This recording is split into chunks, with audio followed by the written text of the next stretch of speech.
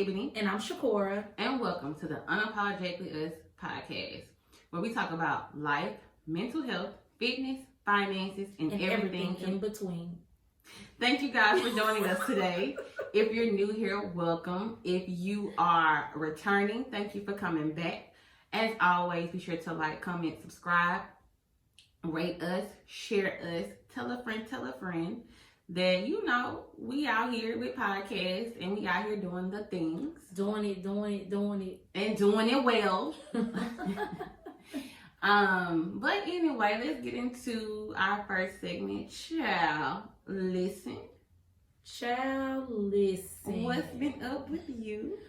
No, because we talked about how our child listen was going to be. So today we're going to do our combined child listen, right? Mm-hmm. Because we're going through a time in our lives where a lot of people that's around us are going through similar situations, right? And so with those similar situations that we're going through, we decided to discuss our child listen and kind of tell y'all a little bit about the things that, or the season that we're in, and how crazy it is that a lot of the people in our lives are going through similar things, right? Correct.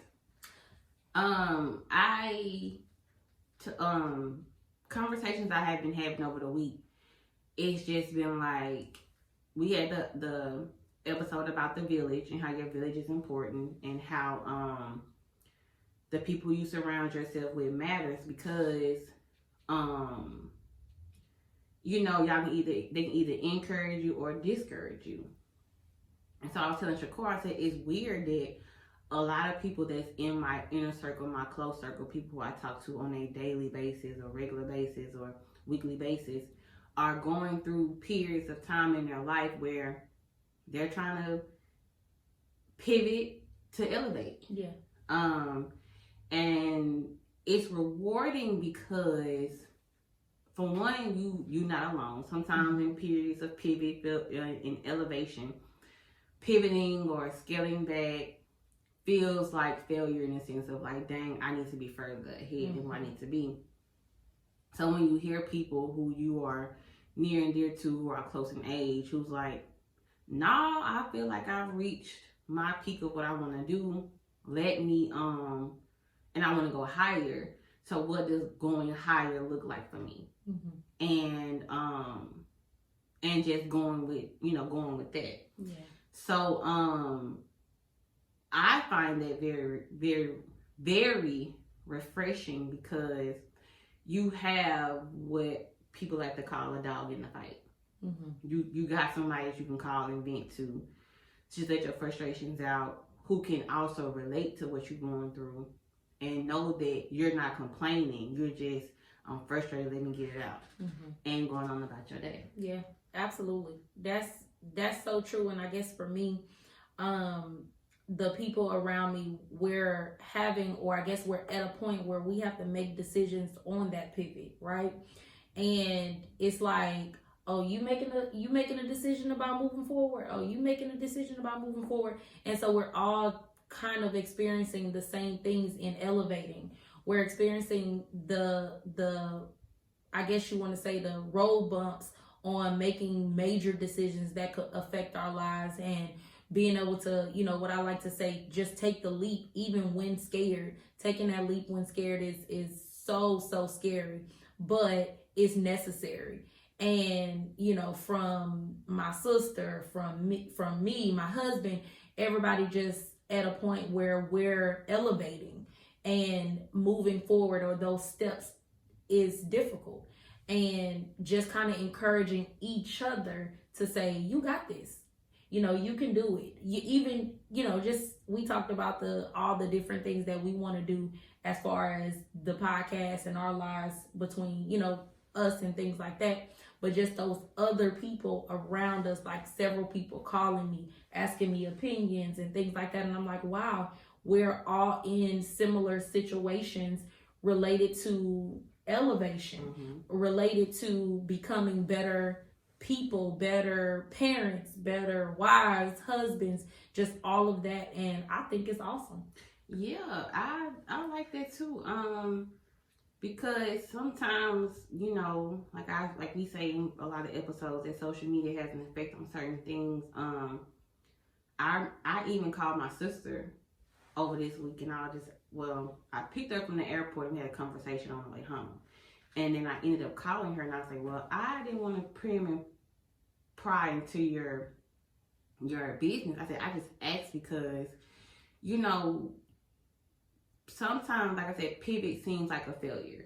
And so I was questioning certain decisions, like, should I had not moved, you know, when I did? Should I have just asked for 3 more months or 6 more months? Should I had not got my car? Should I waited, just skip the maximum, just went straight for my grown car, and just held the Altima, which, you know, had a little bit of a lower note. Insurance was a little bit less, and maintenance was definitely less. So gas was cheaper because I have to use Plus now instead of regular. But just asking myself, did I move too quick? Should I had not done it? And she was like, no, I think, you know, she was like, what you need to realize is, especially being an adult and being by yourself, you're always going to be in a state of pivot. She said, because you don't know what lies up ahead. And it's so crazy because I was telling another person the same thing a couple of months ago of like, we can plan, and even on the Life Be Life episode, we can plan all we want to, but you don't know what's up ahead. And so I can plan and feel a sense of a good foundation to branch off and go do something, or start a business, or buy a car, or buy a house, but you don't know what lies up ahead. And so even with talking to her, and she was like, and then adding the level of being by yourself. You know, being by yourself is, you're the one income household. And so having to tell myself, hey, it's okay if you don't go somewhere, because the only person who can make sure that your lights is on, your cable is on, and your rent is paid is you. So you don't have somebody that's here paying the bills with you, or they paying this and you paying that, or paying everything for you. You have to take care of you. And so you working 3, 4, 5 jobs, or I don't have 3, 4, 5 jobs, it feel like it, but you having to do what you gotta do to take care of you, at the same time grow and do things that you want to do. But then hearing people saying, hell, I'm doing the same thing. I'm doing what I gotta do, but I also know that I want more out of my situation. So what does the sacrifice, what does the scale back mean for me to get me to where I want to be? Yeah. And that scale back is hard. Having to say, wow, I want this is the things that I want for my future, but I have to put things right now, presently, on pause, or say no to, in order to secure that future. And so that part is definitely scary as well. But I try to say, you know, and stop and think about what it is that I actually want, and then say, is it worth it for me? One thing you used to always tell me, you know, can I make it if I do it, or if I can't, then don't. Just different things like that. So I think about those different things as I make decisions. And you know me, I'm either a very, very, very, very, very, very impulsive person, or I'm gonna take a very, very, very, very, very, very long time and dwell on it. So it's not an in between for me. It's either I'm gonna be impulsive and I'm gonna do it without thinking, or it's gonna take me 26 months. My husband just told me the other day, he said, you know, you literally been just trying to make this decision for a month. Like, come on with the decision. And I'm like, so you saying you tired of listening, or what you saying? Because, you know, so it's just, but again, when those things are important, you gonna take that time, because it's basically securing your future. It's that leap. It's that pivot. And those things are scary. Mm-hmm. And even with the sacrificing, we was talking about Jamaica, and you was like, you can get nails done. And I said, no, I'm gonna do press-ons. And you was like, wow. And I was like, and so I ended up coming out and I said, I could go to my nail girl and pay $100. Mm-hmm. I don't want to. Facts. Yeah, I don't want to, but because of knowing where I'm at, and this trip costs more than what I originally thought, it's going to get my nails done a logical thing. Yeah. I know I don't want to go bare nailed, but if a $8 press on set, a $10 press on set would give me what I need as far as making sure, as far as my look, then that's what I'll do or whatever.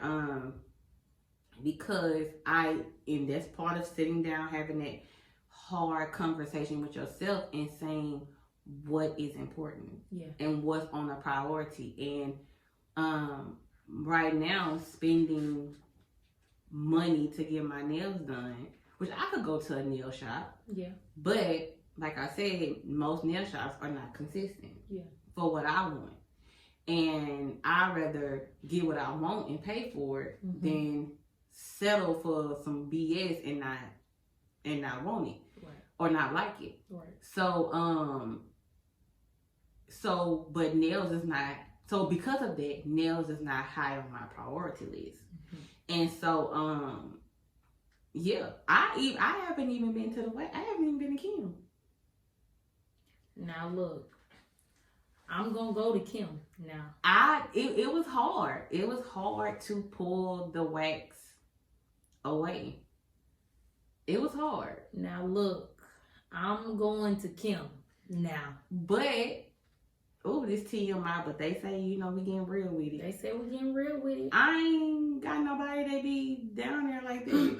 So I didn't know she was getting that real. So I mean, I could go back to other alternatives that I hate, Nair, whatever, because I don't like the hair there. But as far as the wax part, I'm like, because I'm not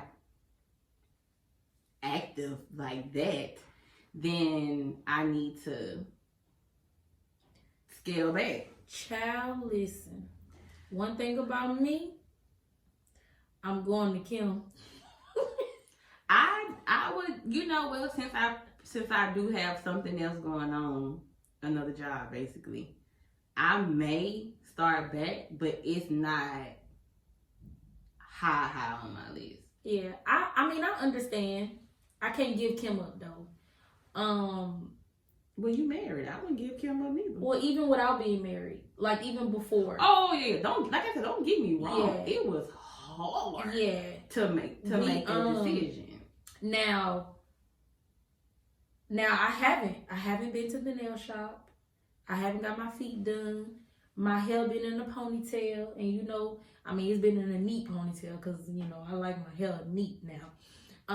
But Kim got to see me. I get it. I pay for the 5, so Kim, I'm coming. Kim is the closest person to me next to my husband. What? Kim be all up and through that thing. Shout out to Kim. Kim is leaving no hair behind. Not a single hair Not behind. one behind. Check her out. What's Kim Instagram? Brazilian Wax Spot. Brazilian Wax Spot. Check her out. Love her to death.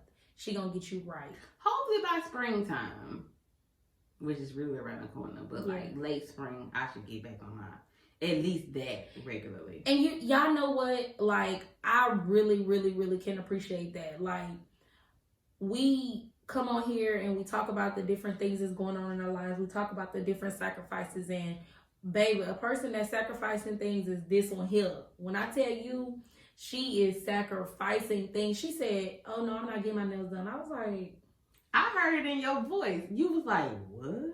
I was like, she lied. And then she kept saying, okay. And I was sitting here just putting my nails on. I was like, baby. Oh, baby. That's growth, baby. That's how you know people be ready to move on and do, because sacrifice. With sacrificing comes growth, right? And accomplishments and goals and all of that. So it's because you think about what's more important than the now. Even like yesterday, today we started back 2 hours behind because I picked up a shift yesterday, and so I'm riding to the shift like, girl, do you not know what you're doing? Cause sacrifice. 8 months ago would have been like, oh no, my Friday I'm off from both jobs. Cool. You know what, I got other stuff to do. You know, it's still tax season, but I'm like, I could be at home chilling. Mm-hmm. But I mean, I was like, no. But I had also earlier this week said, well, if a shift come available and I can do it, I'm gonna do it. And then it came, and I did it, and it was one tonight too. Mm-hmm. And then Shakora said, well, I thought you was going to take it. I said, well, we decided to record today. And I also made an obligation to you and said that if we say we're recording this day, then I won't work that day. Mm-hmm. Because if y'all don't know, it's a lot that goes on in record day. Yes. So me trying to say, oh, well, Shakora, we can't start till 5, or Shakora, we got to be done by 5, it puts way more pressure. Well, to me, it feels like it puts way more pressure to make sure that you have your hair done, your makeup, all this, do this, pick this, topic this, blah, blah, blah, blah, blah. But then you watching the time because it's like, I got to be done. Mm-hmm. So yeah, but no, if we was not recording today, yes, I would be at work. It's a busy weekend. Yeah. It's a good weekend, and now we're gonna make some good tips that night. Yeah. And disclaimer, I'm not a stripper. So and dance like a stripper. Cause I said till they've been like, now she said if show came to push, she was gonna hit that pole. No, I did not hit the pole. I am bartending though, so. But which that's a whole nother topic of a day ordeal. But yeah, it is refreshing to feel like to be around people in the same situation as you. Yes, absolutely. You know, just to feel or be able to see that you're not alone. Like the weight of the world is not just hitting you alone. It's happening around you, and you have support. You know, people that you can bounce ideas off of. You know, I like to call it, you know, the people that you're surrounding yourself with are like-minded people, which means like-minded things are going to happen to you, them, and y'all be able to handle it accordingly. So, child, listen, I'm excited for this new season. Yes. Your village matters. Yes. And I want to add before we go into the topic, that it's also refreshing to know that to have people, like, it's more than just going through transitional phases, but you are around people who want more out of life. Yeah, definitely. Like, not saying that there's nothing wrong with if you are content where you are, but those being around people who it's like, no, I want more, and I'm going to get more, or absolutely. I feel the desire to have more, or I feel God tugging at me and saying this thing that you've been putting off, you need to go do, and accepting that tug. Yeah, so absolutely, that is very good. I mean, that feels very good. So that's good right there. That's good. Let's get into it. Today's topic. We is so non-English. We are talking about self-love, self-worth, self-confidence. Whew.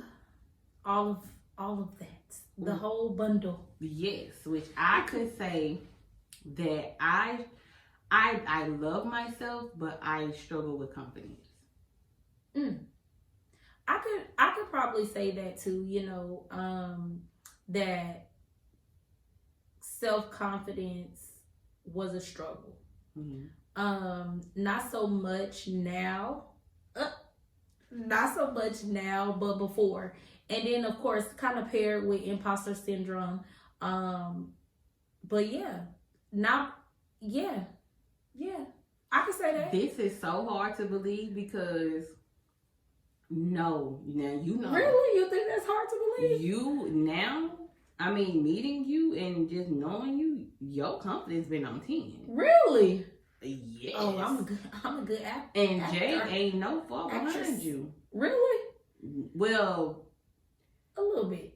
When she was younger, baby, that confidence was on a 1,000. Yes, definitely. You couldn't tell Jay she wasn't cute. You couldn't tell Jay she wasn't pretty. Absolutely. Her clothes weren't pretty. Her hair wasn't pretty. You couldn't tell her none of that. And you didn't have to, because she already knew, oh, I'm pretty.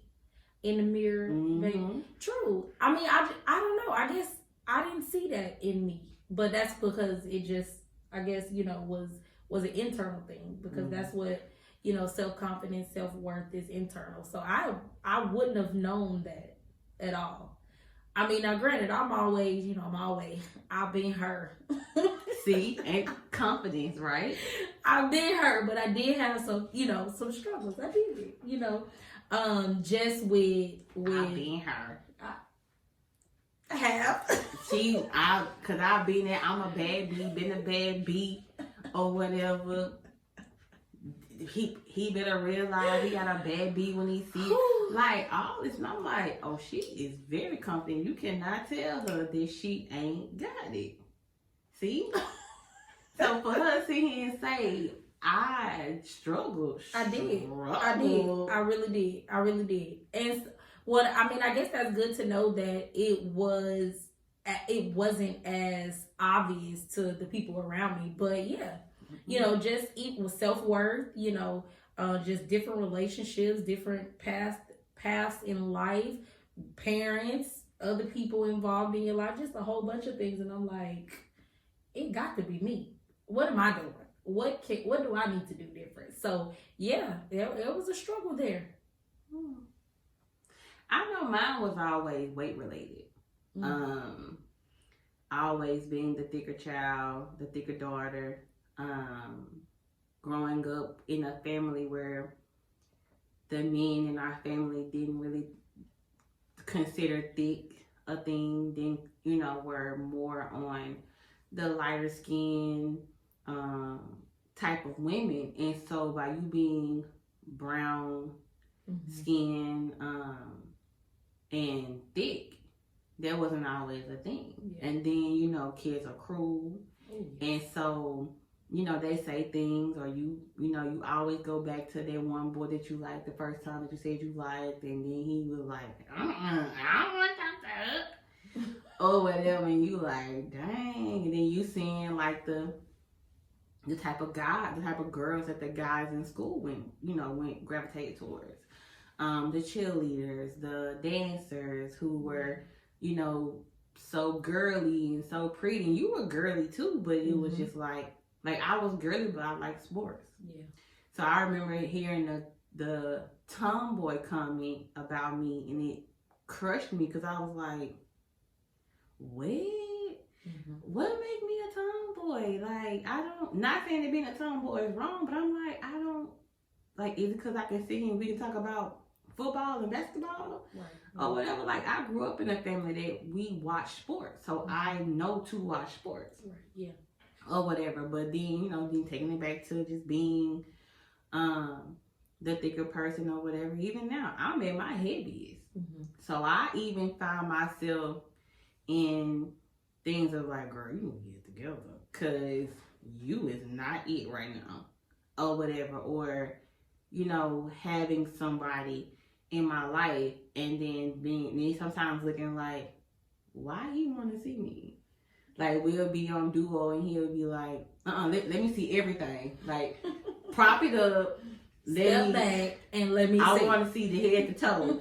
And I'll be like, no. Because in the picture, I can stand a certain way and hide a certain role. I can back up in the mirror, and so it won't show everything. Versus up in the mirror and you see everything.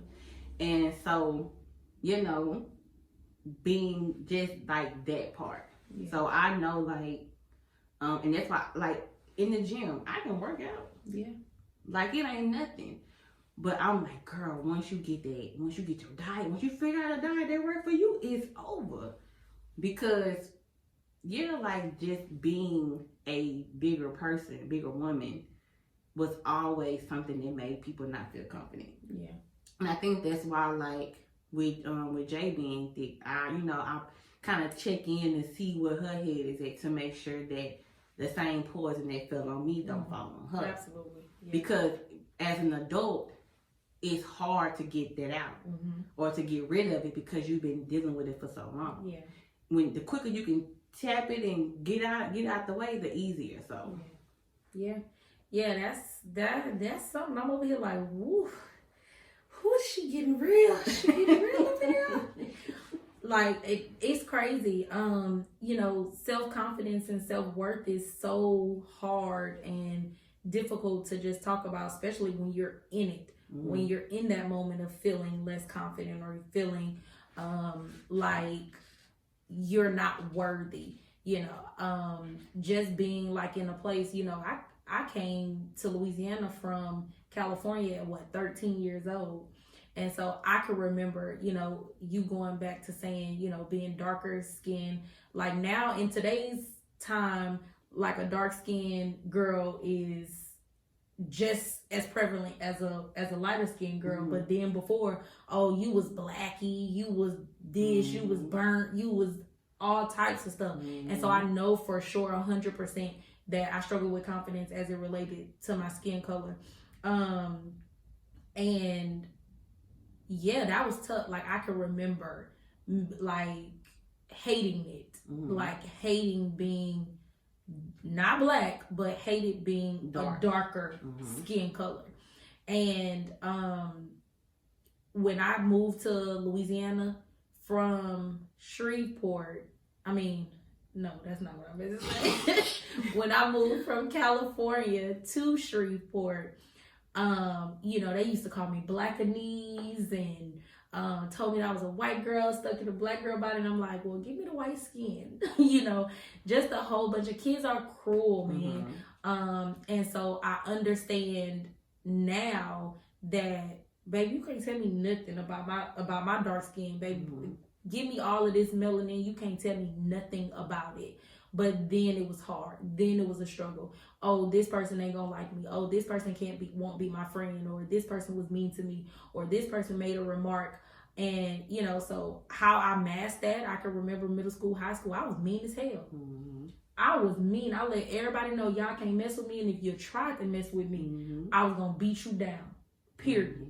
And then I had some friends who was gonna beat you down with me or whatnot. So it was those little things, or finding yourself at a point where when you notice someone liked something about you and put that out there more. Oh, you like this? Oh, my hair's pretty. Oh, okay. I'm gonna make sure my hair stay on point. Which probably why I need hair now. But I can remember one of the guys in school. He said to me, "Oh, you got pretty legs." Oh, okay. Now I got to wear a skirt every day. And so it was like whatever I needed to do to get off of the fact that everybody calling me dark skinned, or I'm the darkest person around or in our circle, in our group, or whatever the case may be. So yeah, that was a struggle. Like, and right now, like my baby, she don't really have that same type of struggle because she's fairly brighter than me. And but I check in on the weight wise, and I check in on things like that because kids are cruel. But don't play with my kid. Like, I'll fight you.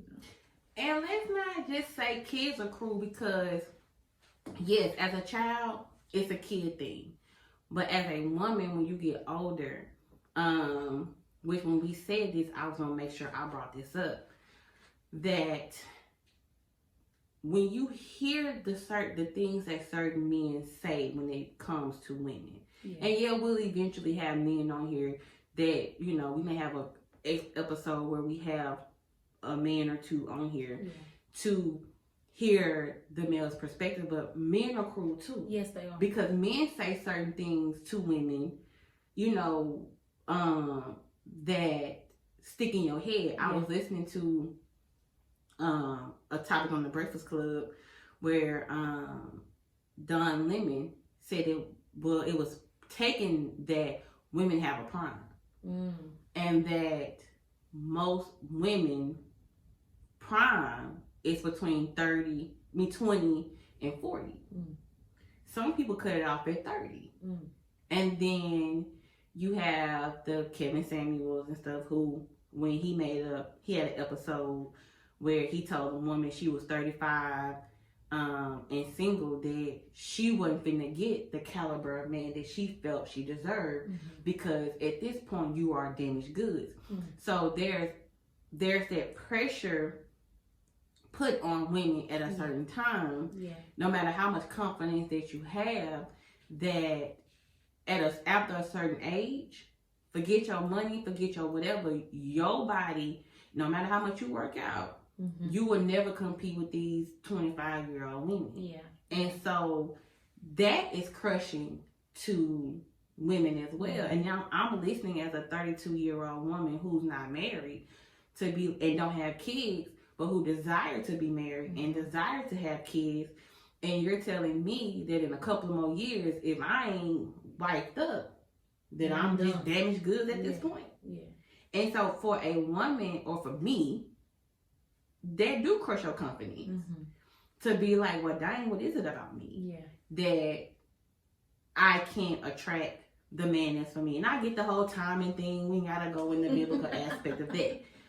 But it do mess with your confidence level. It do make you question your worth. Yes, absolutely. Because in the episode where we talked about the expectations or something, or whatever, the pressure that life puts on people, after a certain time, my parents are looking to be grandparents. Absolutely. And I prefer to bring a child into this world in a union. I don't want to bring a child into this world by myself. But it do make you wonder, like, well, am I not worthy enough to be married? Am I not worthy enough to be somebody's mama? Because at this point, it hasn't happened. And people don't think about the things that they say and the pressure that they put on people, because you are creeping that line. Where when you think about when you were younger, you put up with way more BS in a relationship because you didn't want to be 30 and not married. I stayed in a relationship 4 years too longer because I was like, we too deep, turn around. If I leave this man and I'm already 23, 24, I wanted to be married and one kid in by 30. If I leave him, I'm 24. When the next man coming? You know? Because you feared it. You hear men saying stuff like, oh, well, she X amount of years old and she got X amount of kids. And don't let it be about different men. Because the first thing they think, she a hoe. Or something wrong with you, because how you have 3 kids by 3 different men and none of them light you up. Absolutely. It could just be that they were just trash men and she chose to leave. So, you know, and I didn't mean to go on that type of tangent, but it was just like, when you was talking about things, you were talking about kids, I just kept thinking about men are a problem too. They are. They be so worried about getting their ego stroked. And don't get me wrong, I don't mind stroking a man's ego. Absolutely. But damn, stroke mine too. Exactly. That's true. And that is right. You know, men can be cruel because we have to do a lot. You know, we just think about our day. Yes, just think about day to day. Like day to day, oh, what he got to do? Go to the barbershop, and maybe stay in the gym. But anything outside of that is all, you know, versus us. Oh, your hair don't look good. Oh, you time for you to go to the nail shop. Oh, your feet. Like, don't mention the wax. Like, oh, it's too much down there. Like, come on. Everything, like, it's a point where you have to be able to understand that I may be this old, or this may be going on, or whatever, but I gotta watch what I say, because that stuff sticks. So yeah, you gotta watch what these kids and what their parents are teaching them and things like that, and what they may say to other children outside of, because bullying is real and suicide is also real in children and in adults. But then having to say, okay, we got to do a better job, you know, and it's not just women's self-worth. Men have self-worth as well, but we're women, and that's what we're speaking on.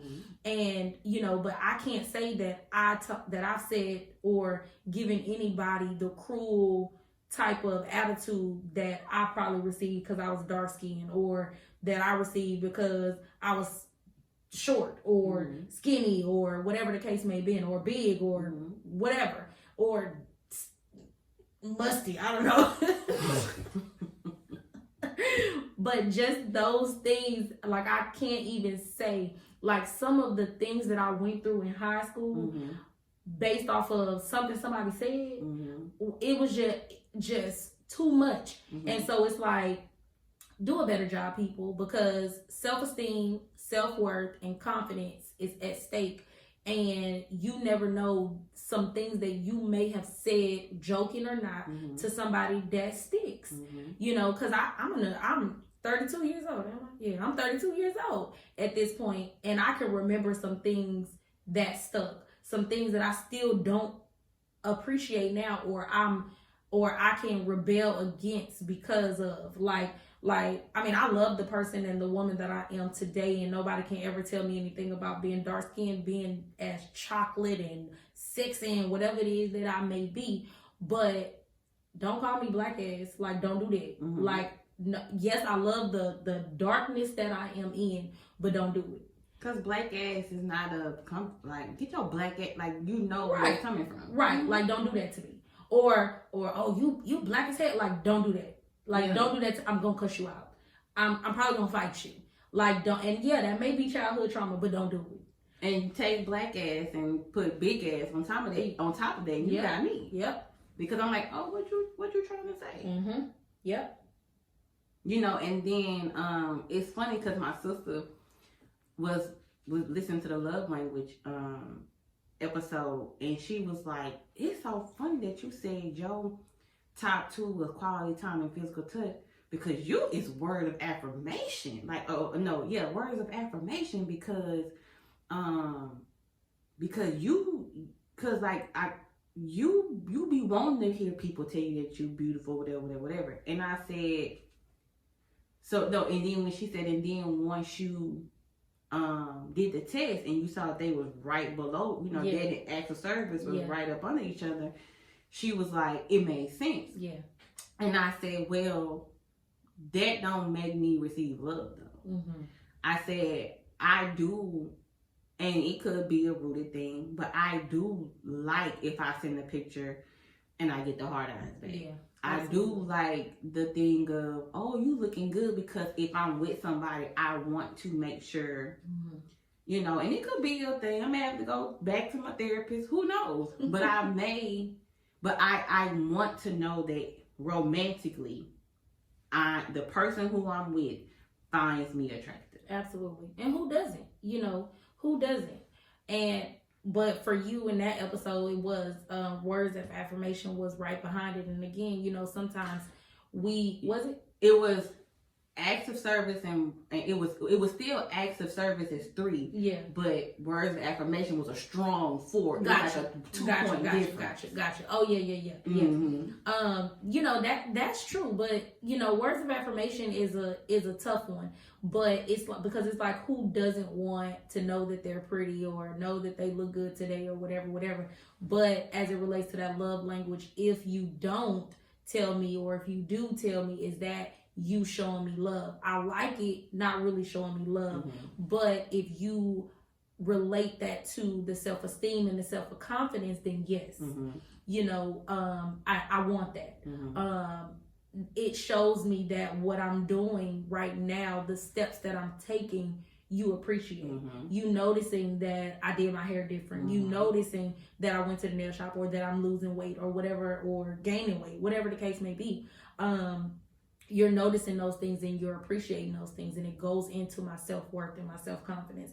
Not saying that we need it for the validation, but it's always just good in that relationship. And again, it could be deep rooted, may even be deep rooted. I'm probably sure that it is deep rooted. Oh, I know it is. Yeah, because definitely. you know that I think I probably said this on the podcast. If not, it's the wine talking, and it is what it is. And y'all want us to be real, so y'all don't get the real today. So here you go. But when you grow up in a family where there are outside kids, where there's infidelity, not necessarily kids, there's infidelity. You question what can you do to prevent that. Yeah. Because you don't want the hurt. Absolutely. And as much as we hate to say it, men are visual. Yeah. Now some men can look at this podcast and look at me and say, girl, all that you got, I will take every bit of it. Every piece. Or whatever. And then you got some that say she ain't my type. She ain't it. And that's cool if I'm, you're not somebody's cup of tea. That's cool. People may look at her and say, she fine. Some people may say, nah, she a little too skinny. Your preference is your preference. So your young mind thinks of, well, if this person did this, or maybe he didn't find her attractive, or maybe this happened, or this. So it is a thing of, well, at least you find me attractive. Yeah. Right. But then, of course, when you get old, you just realize it don't matter if you fine to this man or not. If he gonna cheat, he gonna cheat. Absolutely. But that seed was still there. I want you to at least want to be here. Yeah. I at least you to at least think that I'm cute. Absolutely. I at least want you to think, to just be like, you still do it for me. Yeah. Because if I'm with you, looking at you, you gonna do it for me. Yeah. You got to. So I want to make sure that I do it for you. Yeah. So yeah, it's absolutely a deep rooted thing. Yeah, definitely, and it's hard. It's things that you are indirectly affected by, and you don't realize. And you don't realize until it's right there, dead in your face, and you're like, damn, this hurt on a different type of level. Why? And so yeah, it lowers that self-esteem, it lowers that self-worth, and you just like, the outside, externally, you want to be like, I don't care, that don't matter, but internally, excuse me, it's messing you up. It's messing you up, and it's like, what do? You continue to say, oh, I don't care, or do you do something different, or do you hold the grudges and the resentment till you become an angry person?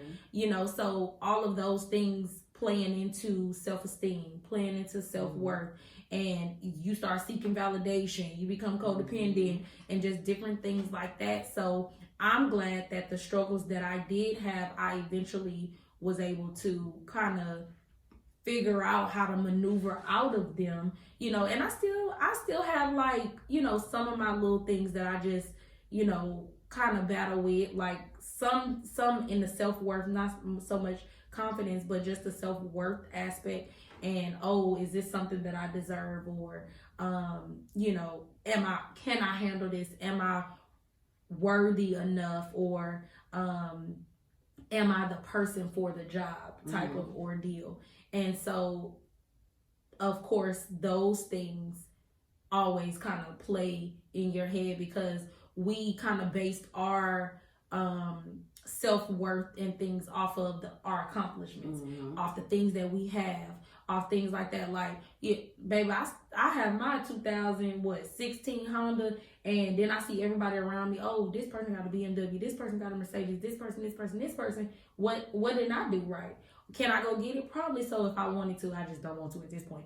But, before then, you're like, oh, my little Honda don't matter. Or if that was the only thing that I could get, why? What did I do wrong? So those things kind of play in confidence, and are you good enough? Did you do that job well enough to be able to do? So it's tough, it's tough out here, period. It is. And y'all can comment below and let us know if it's easy for you or hard for you. If you find struggles in finding your self-worth. Yeah. If you know your self-worth, but you struggle with self-confidence. If you struggle with self-love, let us know below what you think. And as always, if you have any questions, comments, topic discussions, you can always email us at unapologeticallyuspod@yahoo.com. Follow us on Instagram at unapologeticallyuspod. Baby, when you two glasses of wine in, that word is hard to get out. When we thought about the name, we didn't realize we were going to be drinking wine. In the text, it sounded good. When you're seeing it though, it's a little different. It's a little harder. But yeah, all those good things. So we're gonna wind down. We're gonna wind down with the wind down. Uh-oh. See, Yeah, she's winding down, all right. I'm gonna leave this in. That's funny too. That was a good episode. It was. I hope that helps somebody. I just want to insert before we go, before we all minds clear it. I want to say, and not because I'm a therapist, but because I'm a concerned person, that if you struggle with self-esteem, if you struggle with self-worth, if you struggle with self-confidence, and it is not something that you can move on from alone, seek help. Yes. Because suicide is real. Yes. Okay? If you're having suicidal thoughts, if you're thinking about harming yourself, if you're thinking about harming someone else, even if it's a thought, if there's not any plan or intent behind it, seek some help. Mm-hmm. There's a lot of therapists out there. I'm a therapist in the Baton Rouge area. Reach out. If I cannot help, I will get you to someone who can. All mine's clear? All mine's clear. Because I don't have nothing after this, so we're going to amen and amen. Amen. But you can finish your wine. I got you. So, be sure to like, comment, share, subscribe, and rate us. And until the next episode, bye, y'all. We will see you later. Bye.